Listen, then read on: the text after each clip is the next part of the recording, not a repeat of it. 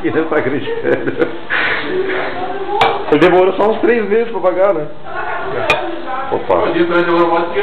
Demorou também? Eu dou dois monivacos vocês. Mas agora eu demorei quase. Eu nunca paguei nada. Eu não pago porque, sabe por quê? Porque eu sou bom. Como que não? Eu sou uma pessoa especial. Não, mas não. Em segundo? Tá, mas tudo bem, mas nunca perdi.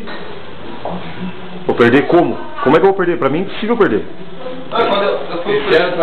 Vocês foram segundo e terceiro pro primeiro ano, cara? Mas foi na cagada, aquilo lá foi roubado. O que importa é aqui, ó, essa picanha que eu ganhei aqui, ó. Esse ano já tem minha tática. O que importa é a picanha. 273 pontos. Picanha de graça. Pera aí, vamos filmar isso aqui. Ganhei um ano e vou ganhar o outro. Cadê? Ó.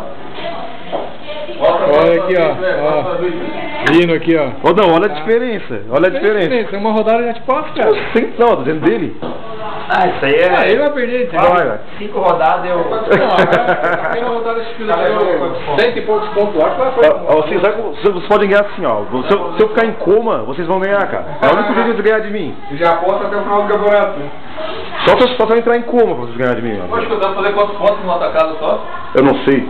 300? 300? Uma rodada só. É 10 jogos, né? O que ficou em primeiro lá... Ah, é 30 cada um? Não sei se dá mais. Mas o cara lá... Não, acho que 300 é o máximo, então. Ah, não é 30 cada um. Aquela rodada que tirou 100 e poucos lá. Mas não tem que primeiro, tirou 300 pontos. Pô, tá louco, cara? Não, cara, mas são 10 jogos. São 10 jogos, o máximo de pontos que você faz entre dois.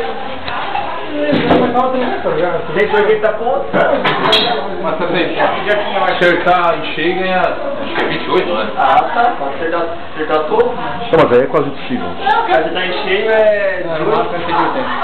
180? Pô, então eu cheguei bem perto, cara. É 118, eu acho. É, eu fiz um monte. 114? Deixa eu ver. Eu nem olhei direito, sim.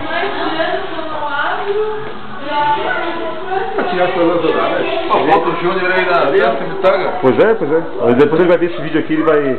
Coisa. 114, 114. Nossa senhora. Eu por 33.